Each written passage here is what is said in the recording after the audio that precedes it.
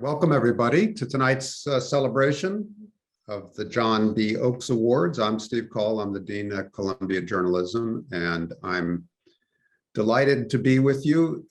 Sad to be on Zoom again, but really excited about the opportunity to talk about excellent environmental journalism that we're honoring again this year, and to hear from the winners about their work, which is always one of the distinguishing features of the Oakes ceremony, that we really get into the journalism as well as celebrating the winners. So I want to start just by giving you a sense of what we're going to do tonight, and to share some of the work that's that we're going to be digging into. So I'll introduce our winners and our finalists, and then we will hear briefly from them, and then we'll have a little Q&A amongst us, and then we'll invite you in. And when we do, we thought we'd use the chat function for your questions, and I can easily keep track of them and pick them out and share them with the panelists as we go along. You know, as I mentioned, and as you all know, coming here with us tonight, the Oakes Awards have been, a kind of leadership in journalism around environmental reporting for a long time. We sort of take for granted now with fires and extreme weather so much in the news, and with really awareness about the breadth and the sense of emergency around climate spreading across mainstream media and motivating newsrooms in ways you just wouldn't have seen 4 or 5 years ago. I think we can take the vision that the Oakes Award brought and that stimulated models of excellence like the ones we'll review tonight a little bit for granted. I remember in this session just 4 or 5 years ago, we were talking about how environmental journalism was a little bit of an endangered species as newsrooms shrank, because it was a specialized beat that was sometimes first on the chopping block as editors had to make difficult decisions about how to shrink into the declining revenues that newspapers were facing. And I think I would love to hear from the folks who are our winners tonight and who do this on the front lines. But certainly there's certainly a new awareness and a new momentum, and maybe we aren't as isolated in this field as we used to be. I think at the J School, even before I arrived, there was a sense that if you ask what can a graduate school of journalism do to help the field, especially a school located at a really big research university like Columbia, knowledge about specialized science and medicine and social sciences that can inform journalism and even inspire different kinds of journalism through collaboration with academics, or the use of academic techniques like the modeling that we'll talk about in Bram's piece tonight, was one of those ways that a graduate school could make itself useful. And the Oakes Awards are a reflection of a long kind of commitment here and at some other good graduate schools to try to go deeper in the training of young journalists, to inspire them to work at high levels of knowledge and sophistication about the big environmental crises that that inform not just national and global discourse, but often the destinies of local communities, and that are embedded in so many other subjects we're interested in, like inequality, for example. And I think the jury has had some of this thinking in its minds as it selects from really terrific entries every year. And I think the winners we have this year reflect that very well. There's accountability journalism here, there is deep explanatory journalism, there's creative journalism, there's innovation in the forms of storytelling. just in these three entries. As I mentioned, the Oaks Awards have been around for a while. They were established in 1993, and the kind of endowed purpose was to honor exceptional contributions to the public's understanding of environmental issues. And they were established to honor the memory of John Bertram Oaks, who was an influential editorial writer and editor at the New York Times, who was himself early on the frontier of environmental reporting. So in a minute, we're going to show you a video that will give you a direct sense of the work of our winner and our two finalists. The winner this year is from the Oregonian, back for a second year. I was reminded just a few minutes ago. So congratulations again to them. This was a collaboration, like so many excellent journalism award winners are these days. In this case, collaboration between the Oregonian, Oregon Public Broadcasting, and ProPublica. And ProPublica's local initiative, I think, was the aspect of ProPublica that was involved in this. It's another innovation that we can maybe pick apart a little bit later. But it's a data-driven series that looked at 3 decades of tax and logging records, as well as a kind of digital engagement with more than 600 Oregonians. And that foundational reporting allowed Rob Davis of the Oregonian and Oregon Live, Tony Schick of Oregon Public Broadcasting, and Lila Younes of ProPublica to defy conventional wisdom, at least in Oregon, and uncover the startling fact that tax cuts granted to Wall Street controlled private forests cost many rural counties in Oregon far more money than what I guess political culture often blamed for Oregon's woes in the logging sector, which was the reduction of logging on federal land. And I think their piece found that the total losses, at least the top line losses to local government in Oregon as a result of these tax breaks totaled $3 billion, which in the world of local government is a lot of money. And the investigation revealed not just the structure of this problem, but how specifically state lawmakers and timber executives work together to drive up these profits without consideration to the damage that their policies would have done to local residents deprived of these public resources, the tax dollars themselves. And then our two finalists. First, a really remarkable and distinctive piece of work that was published in the New York Times Magazine by Abram Lustgarten of ProPublica.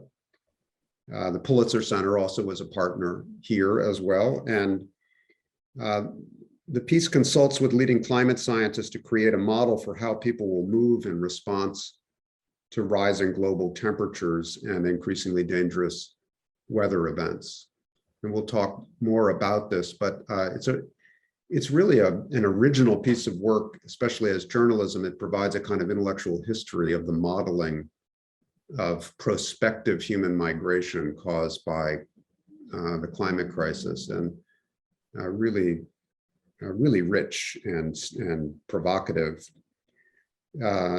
And then finally, speaking of rich and provocative, there's NPR's Invisibilia, which is the first audio work ever honored with an Oaks Prize.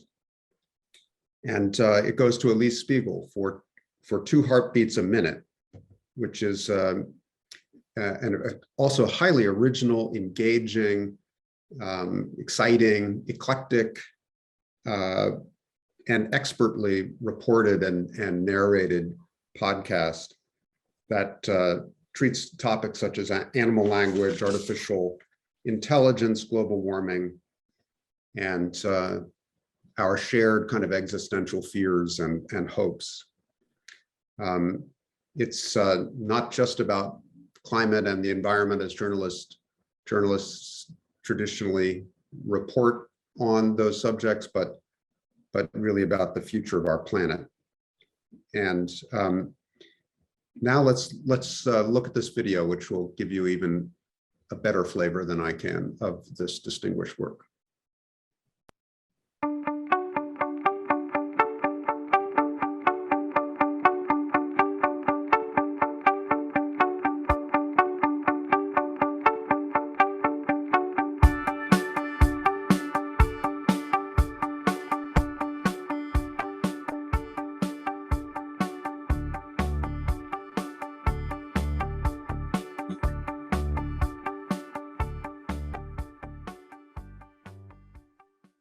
As many as half the families in town get by on weekly food deliveries at the local church.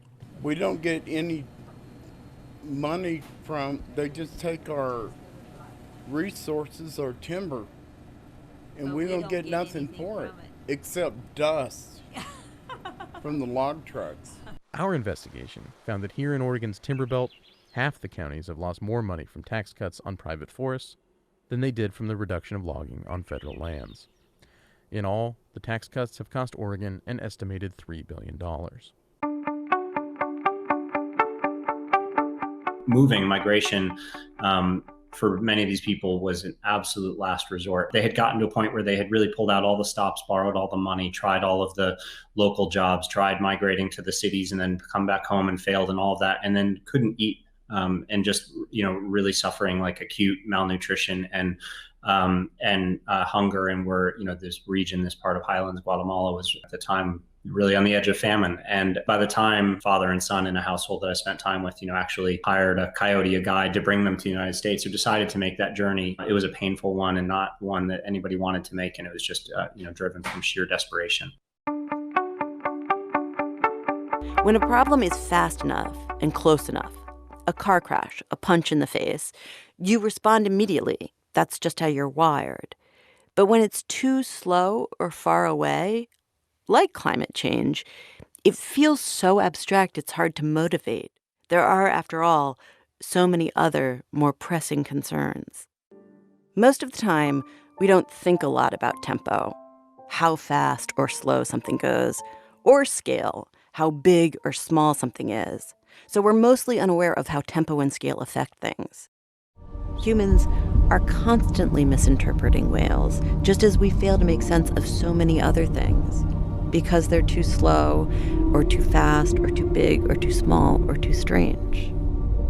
But maybe if we concentrate hard, we can shift, change what we think and what we do, so the tempo of our own demise will slow down.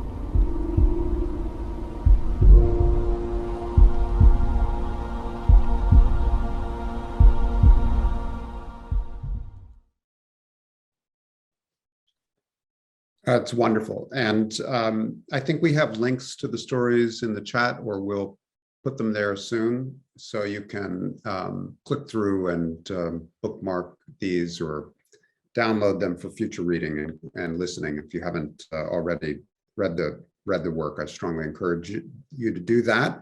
And as we move on, I'd like now also to formally welcome the Oaks board members who are joining us here this evening, and thank them for the work that they've done to keep this award so vital through their judging and support. And we also have some past winners and some journalism students who are in the house, virtually speaking. And so I welcome all of you. And I'd like also to thank the Oaks family again for their continuing support. Now, let me introduce this year's winners for the cutting. We'll hear from Rob and Tony, who were able to join us. Lila had another commitment tonight that keeps her away. They share as the winner of this year's prize a $5,000 award that, according to my script, is on its way to you now. That sounds suspiciously like it's in the mail, but if you have any difficulties finding it, let us know. Rob, welcome back. As I mentioned, he won last year for Polluted by Money. He is on the investigations team at the Oregonian and was previously a senior reporter and an assistant editor or senior editor at Voice of San Diego, the early and much admired nonprofit that modeled a lot of regional nonprofits that we see today. So welcome back and congratulations, Rob. Thank you so much. I'll just keep my remarks very brief. In a year where it hit 116 degrees and hundreds of people died in the Pacific Northwest in unprecedented heat, elevating this type of journalism, some of the most pressing of our collective moment, deserves its own recognition. And so thank you to the judges and to Columbia Journalism School for doing so, to be honored alongside Elise and Abram, who is one of the best environmental journalists of our time, is deeply honoring, very special to me. I worked on this project from my childhood home in Maryland, where I was helping to care for my mother before she passed away. All awards are meaningful, but this one is especially so. And that it happened at all is testament to the partners that I had, Tony at OPB, Layla and Zahira Torres at ProPublica, and my colleagues at the Oregonian. And yet, as this series landed with a resounding splash, there's one place that all but ignored it: the state capitol, where lawmakers introduced plenty of bills to address the issues that we identified and passed none of them. And in fact, the timber industry, after we had spotlighted this tax inequity, walked away from the most recent legislative session with yet another tax cut. We can talk more about that later, but in the meantime, thank you so much. Well, thank you, Rob, and congratulations again. And now I'd like to introduce Tony Schick, who worked with Rob. He's an investigative and data reporter at Oregon Public Broadcasting Science and Environment Unit, and he previously worked at the Investigative Reporters and Editors, a terrific organization based in Columbia. Students out there, if you're not an IRE member, you ought to sign up for their student rates. And he's worked as a freelance reporter and a researcher before that, and he's a native of Portland, Oregon. Welcome, Tony, and congratulations. Thank you. I don't know that I could be any more eloquent than Rob was, but I do want to say thank you to everyone involved in these awards, and it is really an honor to be mentioned in the same breath as Elise and Abram, whose work I've admired for a long time. Just as Rob mentioned, the partnership, I will say that I'm not sure that this work would have happened without the partnership. Advice I got very early in the project was to not let the status quo challenge dictate what you're going to report, and this was certainly a piece that challenged the status quo in Oregon. And having a fearless and relentless reporter like Rob on the project is pretty crucial in that, and very grateful for everyone involved in the project.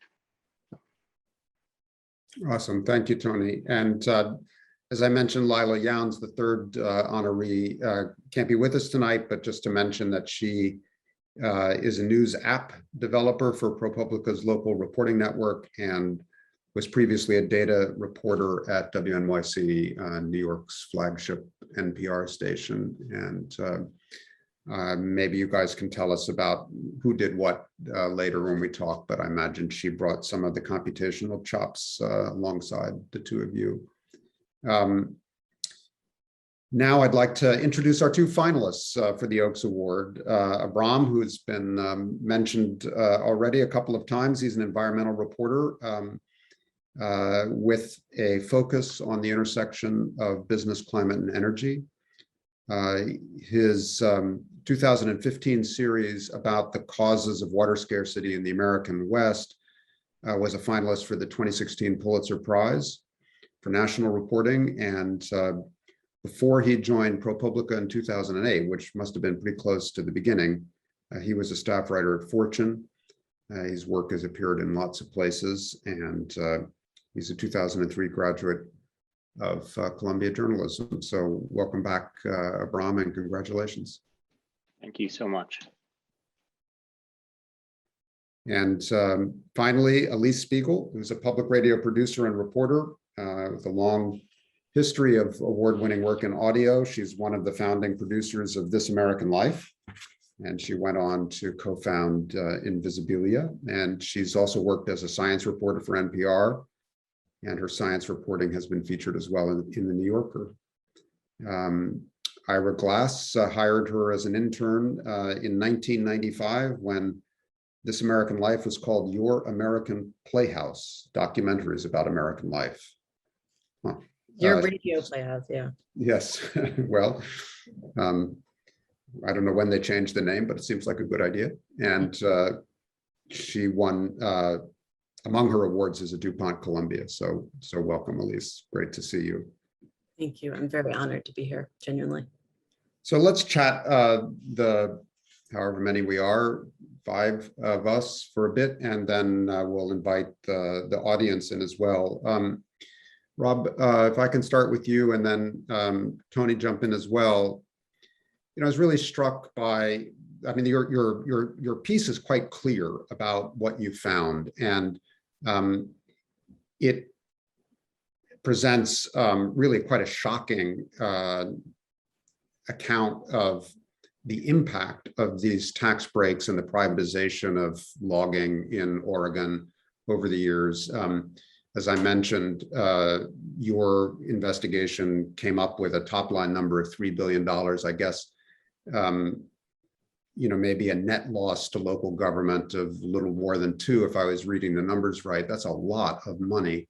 And so I guess I'd start with, how well was this understood in cities and counties around Oregon, that this was directly attributable to these policies that favored private investment in forests in the aftermath of the decline of logging on federal land? That's a great question. I think it was very poorly understood. The narrative that had been crafted by the timber industry over decades was that you know, the listing, the endangered species listing of the spotted owl had you know, completely undercut Oregon's rural timber economy. And you know, that there is an aspect of that there is truth in. But you know, it's polite to call that a gross oversimplification. You know, there are long-term trends you know, that have put people out of work in the forests. You know, what used to take a crew, you know, of guys going out in lumberjack gear with their saws, you know, now takes a single machine with one person operating it. And you know, at the same time that the financial hit from the loss of logging on federal forests hit, tax revenues started drying up as well from logging on privately owned land. You know, land owned by multi-billion-dollar corporations that, you know, at one point in Oregon's history, you know, when every small town had a mill in it and the guys who lived in the town went to work in the forest, there was a very symbiotic relationship. You know, and that is just simply no longer the case, you know, in vast swaths of the state, where, you know, as the gentleman said in the clip, you know, the logging trucks don't leave anything behind in these communities except the dust as they're rolling through. And living here and knowing that, you know, even I was surprised, you know, at the work that Tony and Layla were able to put together that really unwound all of that and you know, didn't just guesstimate at it, but put a specific dollar figure on it.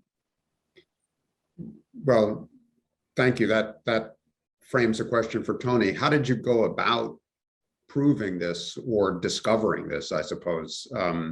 Where was the data, and then how did you make sense of it? So there were kind of two different pieces of it. One was the logging records and the tax records, and those were that just required, you know, diving into kind of some archive reports. They weren't really well published, and so we pulled those from you know, state archives to look at what the rates used to be and how much used to be collected, and then there are still reports. There's a database of logging amounts by county, and so then it was a matter of taking, you know, the rates that we knew were applied back then, multiplying them by what we knew logging was still happening now, adjusting that for inflation, and figuring out if these counties were still getting, you know, a certain chunk of money from this logging, what would that look like? The other piece of it that was really all in Layla's court was a really complex analysis of who actually owns the forest now and who's benefiting from these tax cuts, because massive tax cuts that are getting distributed to all sorts of small, you know, landowners is one thing. Massive tax cuts that are going to a small collection of powerful corporations is another thing. And so we were able to get tax lot records of every parcel in the county from 18 counties in Western Oregon, and Layla did incredible analysis, putting that all together, slicing it up so we could make sense of it, and figuring out who actually owned the forest. Particularly difficult because so many of these parcels of forest are put into different LLCs, and kind of there are levels of obscurity to who's actually owning it, and there are a few reasons for that. But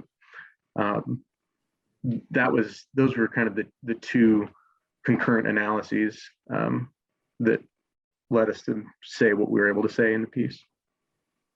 Yeah, Robert, you know, you sort of see the hand of institutional finance in all of this, with the, you know, the rise of private equity and a lot of vehicles for investing in timber and other commodities as you know, big global funds, and then they push their way down onto the ground through LLCs and so on.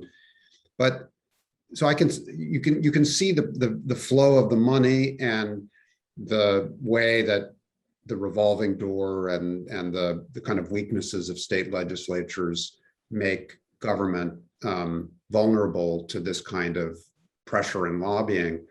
But what was the justification for reducing revenue to local government through these tax cuts? I mean, what was the story that these corporations sold to the state legislature about why these cuts were necessary? I mean, that goes back to, you know, life in a state where, you know, there's on top of the state capitol in Salem, you know, there is a guy in gold leaf holding an axe. You know, the carpet in the state capitol is covered in Douglas fir trees. You know, it's a deeply ingrained part of the identity of the state. You know, and the way that it was, you know, sold in the 90s, you know, was this sort of a tax fairness measure. And you know, as Oregon was reorienting its property tax system, you know, what you see on the ground, though, you know, over the past 10 years here, you know, there are communities that have seen their libraries close. There are communities where, you know, if you dial 911 at midnight, you might get somebody, or he might come from 2 counties over, you know, and there is a very clear and at times drastic service gap for local governments. But backing that up is this, so the sort of Paul Bunyan face of the industry, right? When the industry is under attack, they don't send the suits from corporate boardrooms to come and lobby. They are sending the small landowners and talking about the impacts. And the analysis that Layla did allowed us to see that the company that benefited the most from this is Weyerhaeuser, which is the largest landowner, largest timber landowner in the country, but also has its largest holdings in Oregon. And being able to see that with that specificity was just absolutely crucial to kind of understanding and framing the issue. Yeah. Well, we'll come back to this when we invite the audience in. Abram, turning to you, if I may, your piece is just magnificent. It does something that is unusual and I would imagine hard, which is that it sort of synthesizes what you might think of as traditional, hard, important, but recognizable on the ground field reporting in Guatemala, where we meet communities in crisis and follow the journeys of individuals affected. And then it kind of connects that foreground reporting with something really unexpected in a magazine piece, which is a kind of engagement with modeling as a predictive tool. In this case, particularly the attempts by social scientists to successfully use modeling to see the future of migration as caused by climate change. And there's a lot of humility in your treatment of modeling, I think. I circled something. It says, as with much modeling work, the point here is not to provide concrete numerical predictions so much as it is to provide glimpses into possible futures. And yet you also developed your own model to try to provide one set of insights that might inform understanding and policy. So can you just talk to us a little bit about how you got interested in modeling as a subject for this journalism, and then what your intention was in the piece to kind of clarify where we readers interested in the future should locate modeling in our kind of diet of understanding? What can we take from it, and what should we be cautious about? Thank you.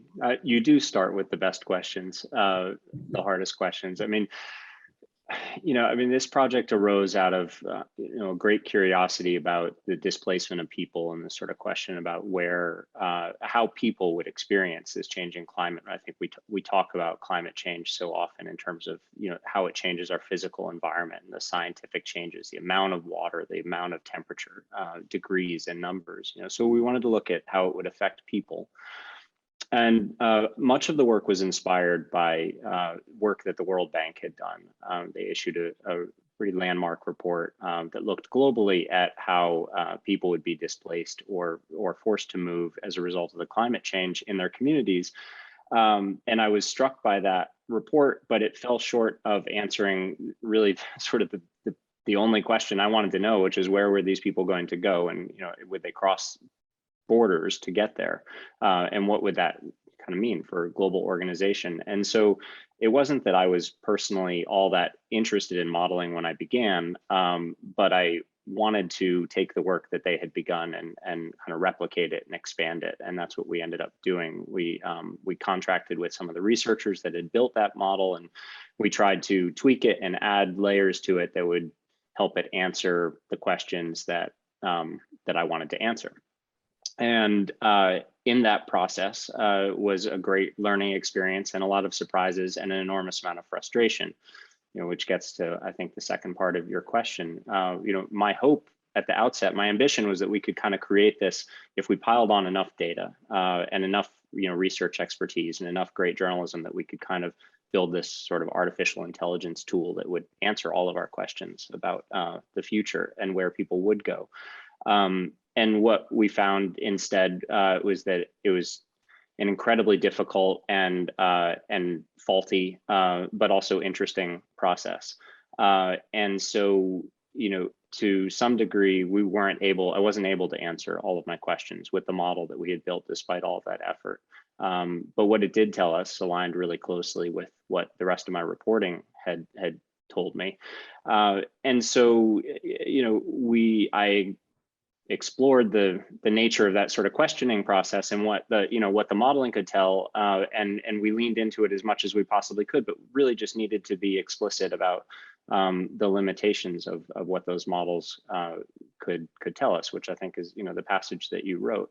But I think the bigger context is that much of what everything that we talk about in terms of climate change is modeled, and I don't think that people necessarily realize that. So when we talk about what the temperature is going to be, or the wildfires are going to be, or the rainfall is going to be in 2050 or 2080, or the Paris Agreement, or or emissions cuts. I mean, every single bit of that information is run through a computer and is speculative in a way. And then there's different degrees of how scientifically sound that speculation is, which kind of correlates to how many layers there are to your model and how complex that is.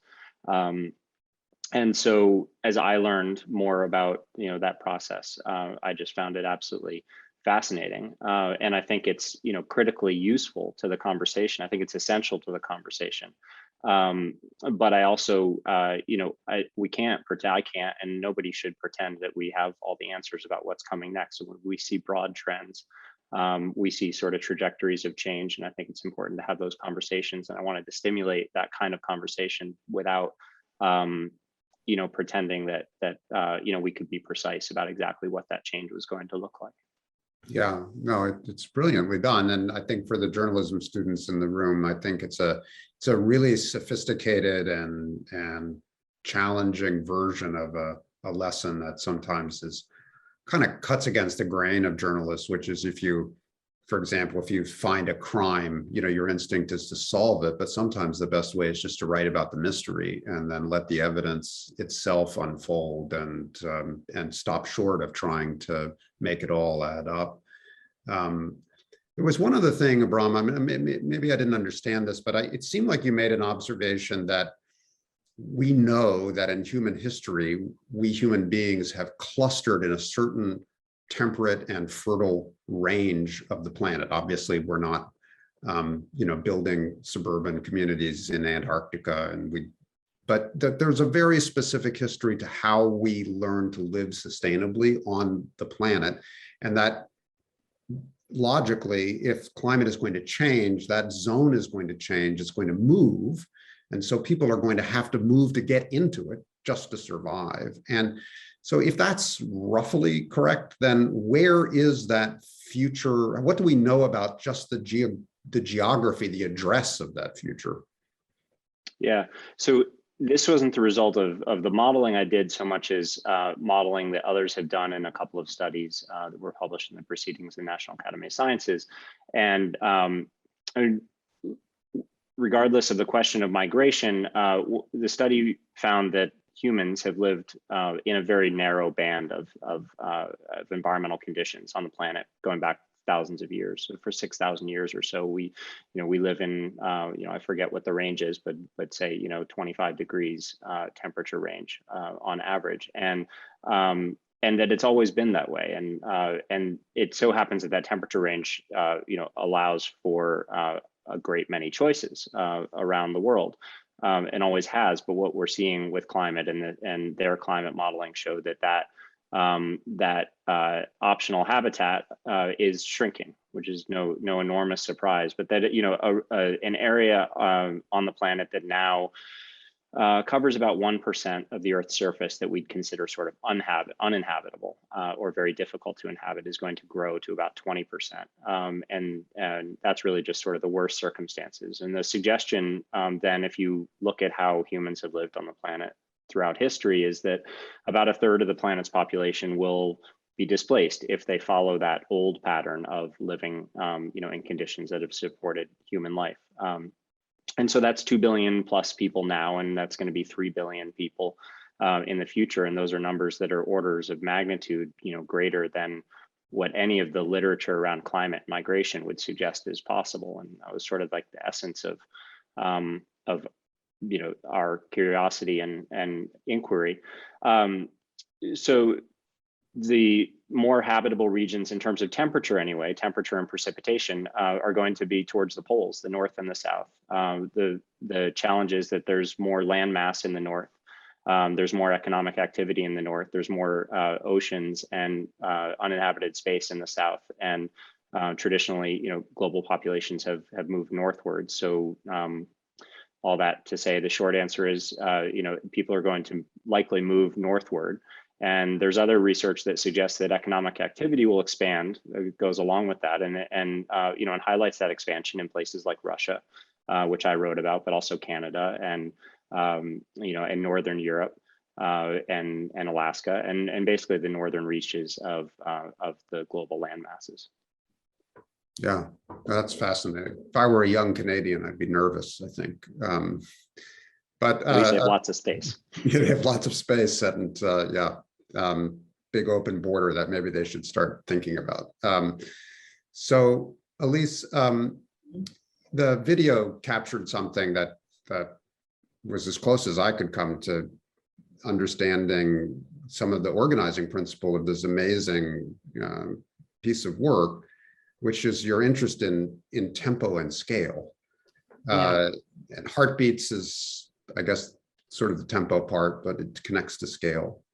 Now, let me just ask kind of an old-fashioned question, but in my days of newspaper news meetings, if you came in at 2 p.m. and said, I've got a story for tomorrow about tempo and scale, I wouldn't know what to do with that pitch. So how do you arrive at the organizing principles of these kind of journeys of reporting? And how do you find the elements first and then start thinking and talking about what connects them? Or do you start with, I've got an idea about tempo and scale that I now want to travel and discover?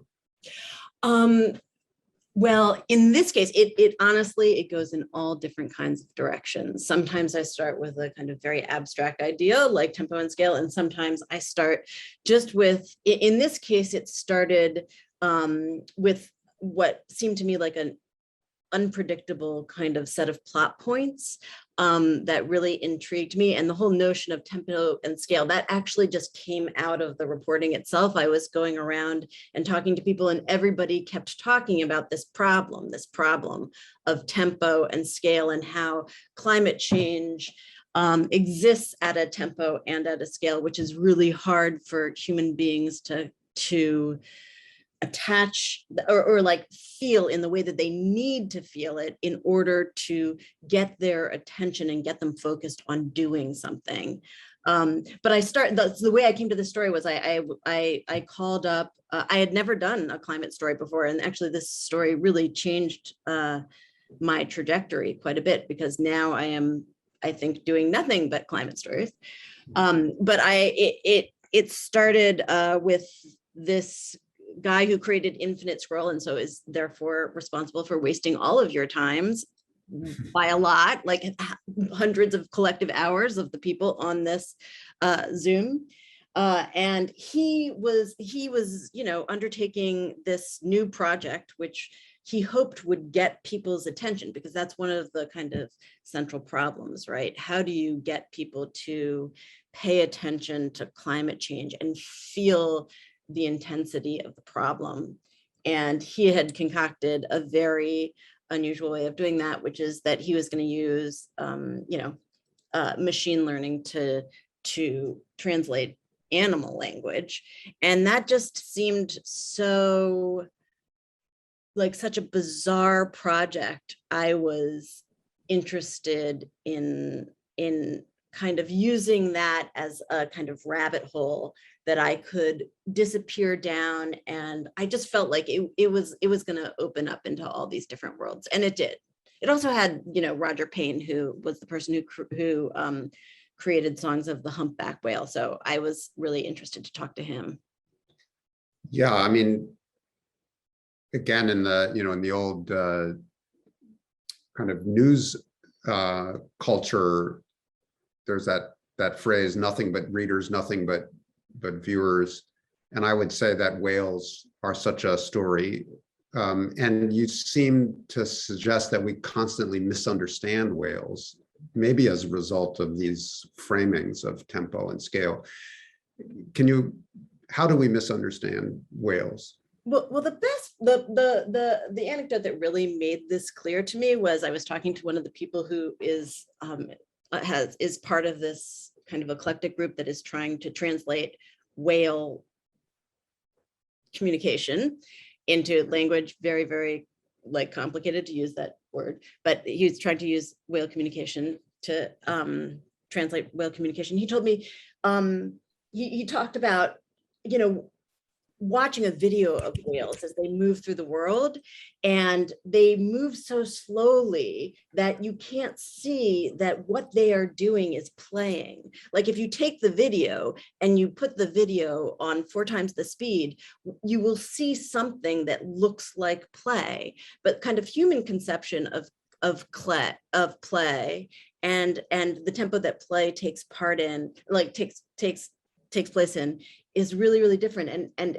so everything about whales is slower and bigger. And in order to understand what it is, you need to translate it into your own tempo. And that was kind of a metaphor for the whole problem. And so I've posted a note in chat encouraging people to start asking questions.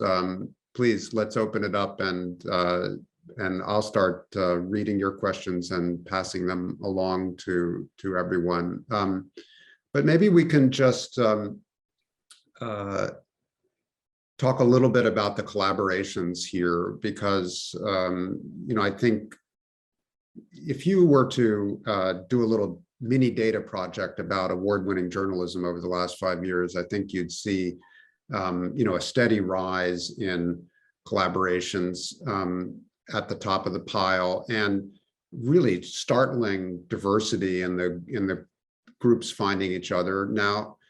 And it used to be that journalists had difficulty collaborating across institutional boundaries, not because of competition, although maybe that was a little bit of a factor, but just so many institutional barriers. Can any of you just talk about why your collaborations worked in terms of, I'm sure as individuals, that's part of the answer, that you worked well together, but how did you overcome getting your institutions to move with you and to line up around your findings and to publish effectively together? And what are you learning about collaboration through the repetition of it? Or is it terrible and something you never want to do again? Tell the truth. I thought it was fantastic.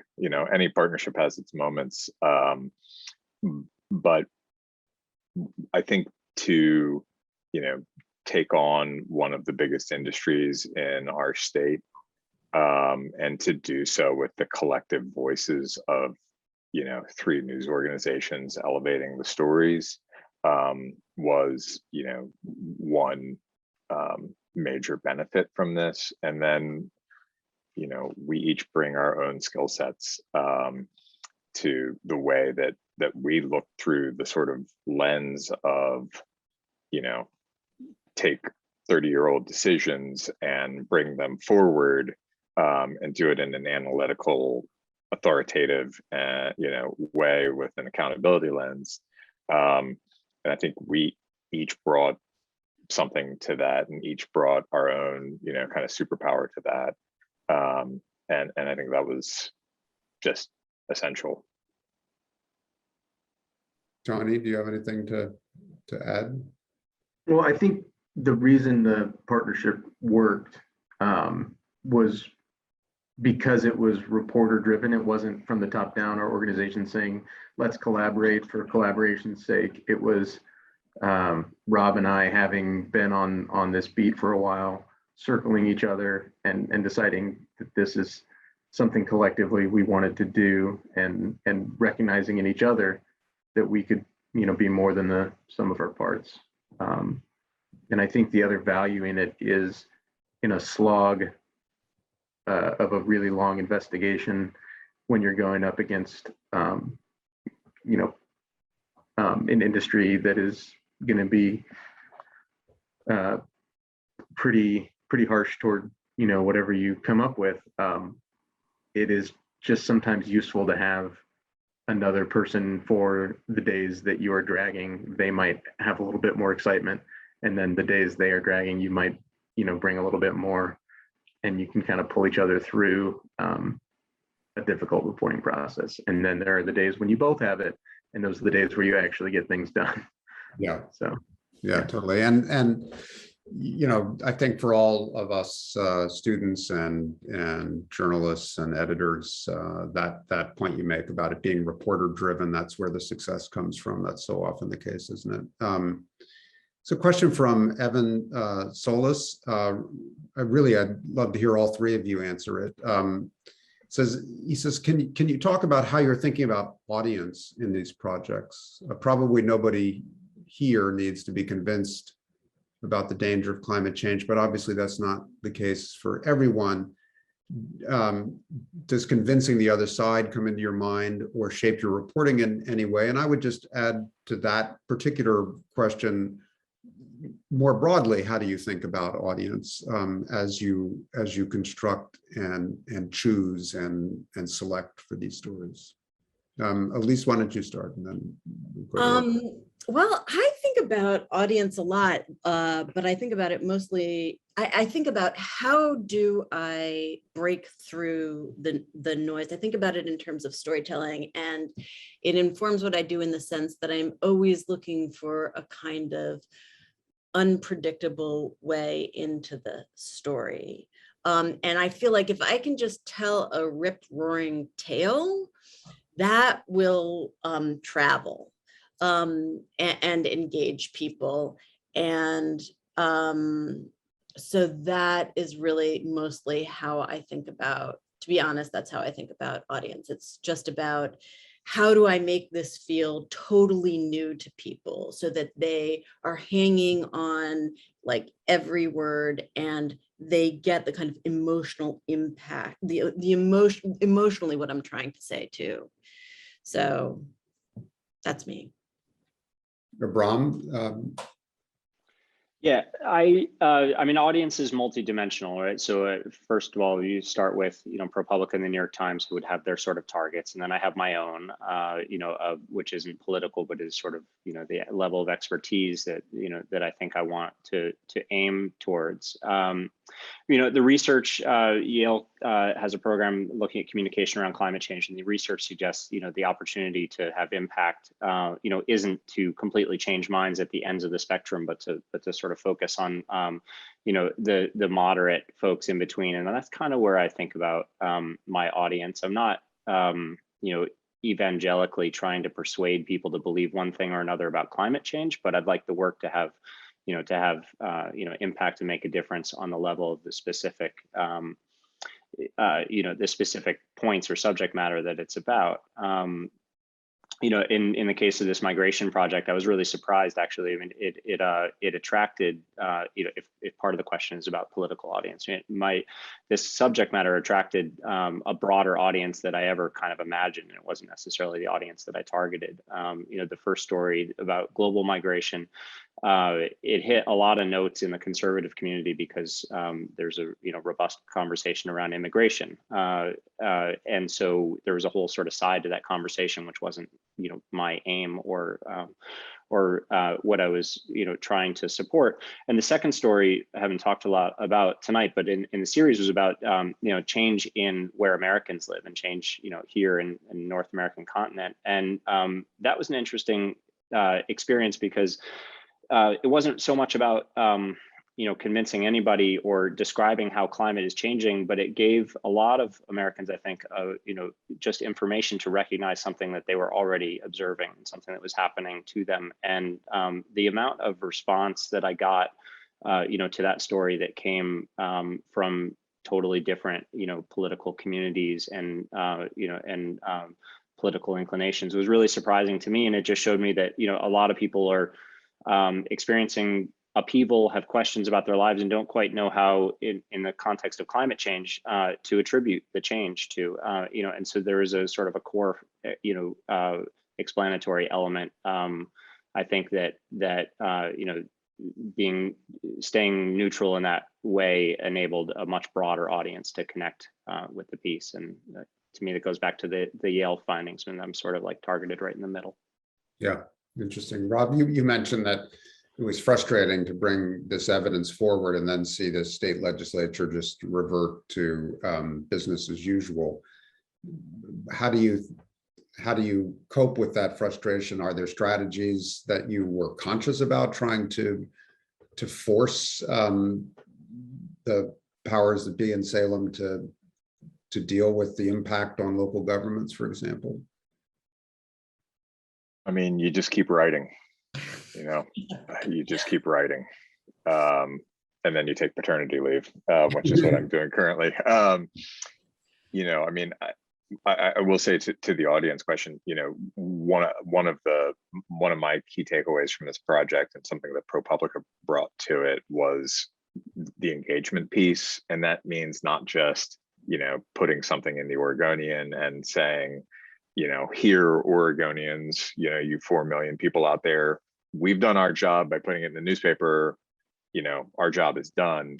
To get the 600 people that responded to us, that was a deep engagement effort that ProPublica spearheaded to reach, folks in rural communities, and to get their input. And, these are not monochromatic places where everybody is universally either pro or anti-timber.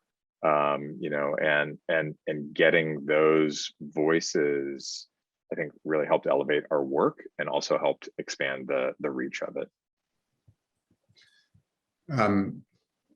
Thank you all. I have a question from Victoria Zhuang, who sounds like she might be early in her career. So her question is, what's your advice for someone who wants to break into environmental reporting?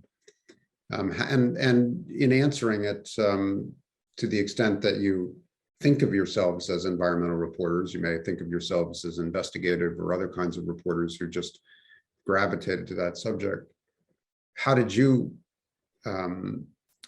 end up specializing to the extent you do? Rob, why don't we start with you? I just kind of backed into it. I was given the opportunity at Voice of San Diego to sort of create my own beat. And, what do you create your own beat around? The things that you care about the most, and the things that resonate the most with you personally. And, the ongoing destruction of our planet, it hits my sweet spot.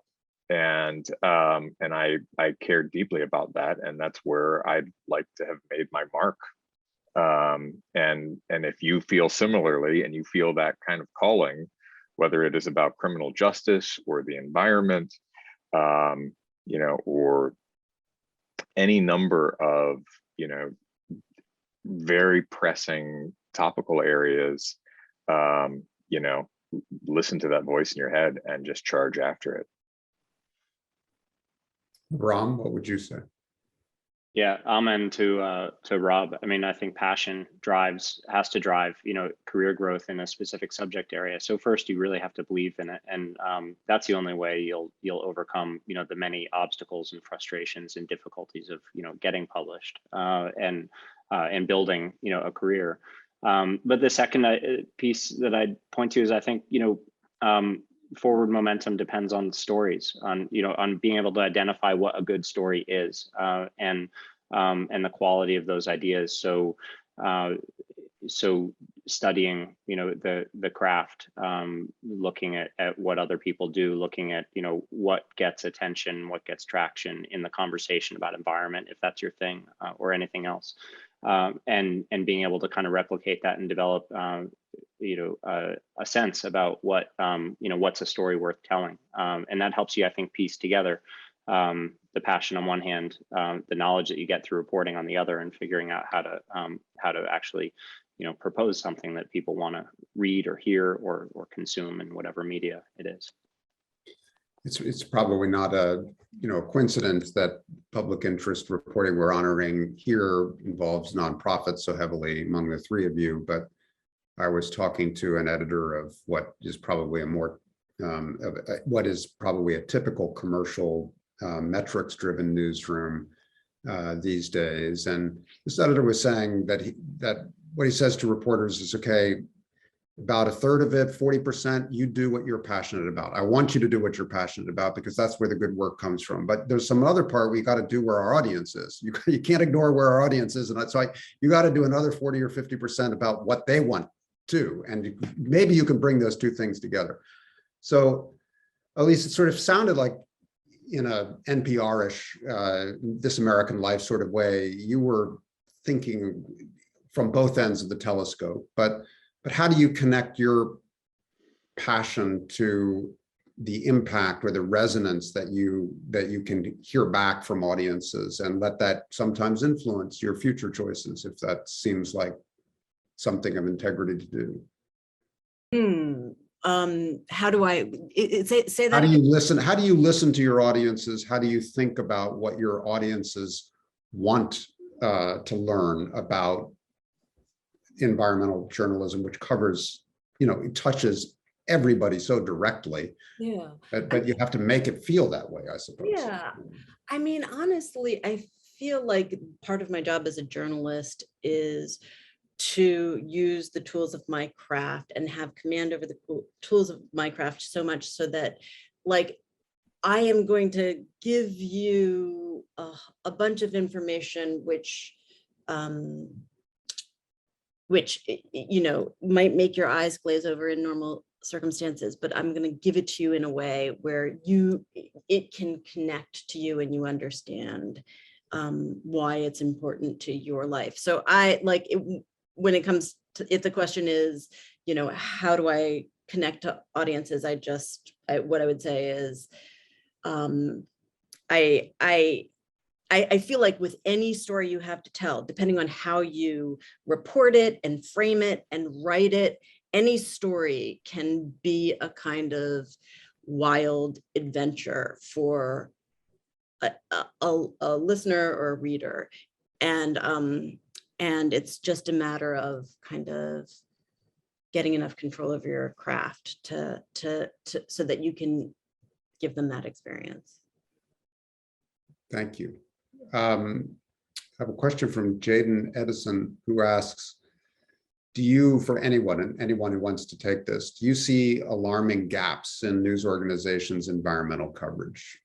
What are we missing, or what are we not devoting enough reporting to uncover? You'd be tipping your competitors here, but it's still a good public interest question. I mean, I think that we're at a point now where almost any story, about something that happens that has a connection to climate is an environmental story, right? I mean, it went from being treated as this sort of niche, I think, 5 or 10 years ago, that you needed, your one environmental reporter or your environmental reporting team of a couple or three people, and they would take care of the pollution stories and the dumping stories and the river cleanup, and maybe give you a little yarn about, fish spawning or something every now and again, to being an essential element of explaining why it's 116 degrees outside and why hundreds of people are dying, and how you have a day that is 109 and 112 and then 116 when it's never been above 107 in our city, and so I see it sort of, it's being mainstreamed because the impacts of climate change have caught up with us.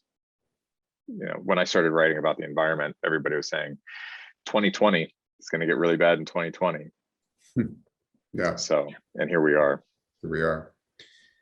Yeah, as Abram mentioned, the Yale work 10 years ago, people used to say that it was difficult to mobilize public understanding because it seemed like a threat to future generations, and we generally only act politically when it's a threat to living generations, to the children that we're bringing into the world, like you are, Rob. And that was true of the Clean Air Act and Clean Water Act when your 6-year-old was threatened with disease because of something that was avoidable through political action. People moved, but climate, the timelines still are quite long, and the connection between action and remedy is not even as direct.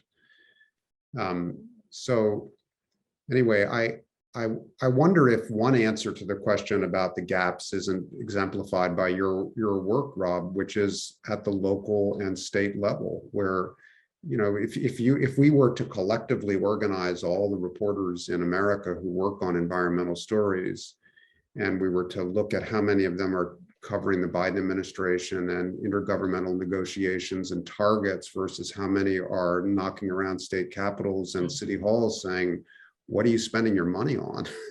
and how are you getting ready? How are you preparing your communities? Again and again, floods expose that local and state governments are underprepared for what is happening now. So it's just another symptom of our general crisis in local journalism. And holding them to account for it. Even in a state like Oregon, where you would have state leaders, they would talk to you for hours about climate change and how important dealing with climate change is. And then you ask them about forest policy and their eyes glaze over because they don't think about forest policy very much. It's just, it's essential. It is absolutely essential.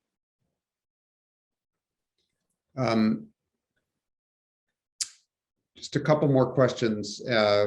One focused on remarks that each of Abram and Elisa made. So Abram, a question for you from Ashad. It's, to what extent you think your predictive models, like the ones you wrestled with in your story, can become part of the way journalists do their work or try to connect their work to insights from scholarship? It sounded like you had wrestled with a pretty large bear there. Do you ever want to do it again, or would you recommend it to someone else? Or replicating what I tried to do, I would take a long break, and I wouldn't necessarily. First of all, it's expensive, and it took a very, very long time, and so there's an opportunity cost to that.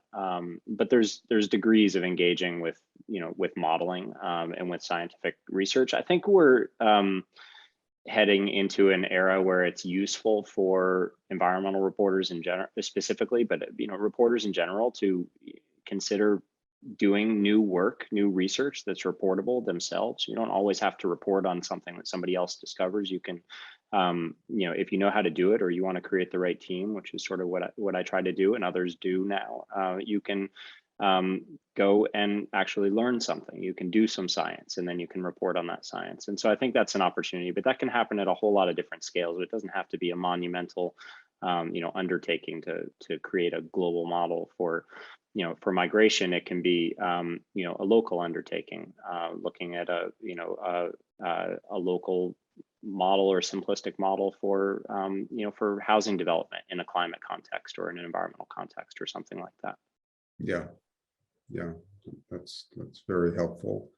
And then, so finally, as we wrap up, because everyone loves whales, we'll make the last question whale related. So from Elizabeth, for you, Elise, has there been progress on the whale language project? There has been progress. but it's kind of scientific progress is extraordinarily slow. So it's progress all around kind of getting them in position so that they can record whales in their natural habitat so that they can then translate their communication. So, but there has been that it is going forward. They've won a huge prize, like a TED Innovation Prize. And we'll see where we'll see what they come up with. All right. Well, thank you all for being such good sports and providing such thoughtful answers. And thanks again to the Oakes family and to the board and to all of you for sharing your time with us on a Monday evening. Really happy occasion. Congratulations. These prizes really do recognize the amount of time and effort and passion that all of these journalists have put in. I hope it's meaningful to them, but it's also meaningful to our students and to our field to be able to model this kind of ambition again and again every year, and to remind ourselves that what excellence really looks like. So thank you all. Congratulations again. And maybe we can conclude with a round of muted applause, very visible hand clapping at a high tempo and some scale. Good. Good night, everybody. So much. Thank you. Thank you. Thank you. Good night.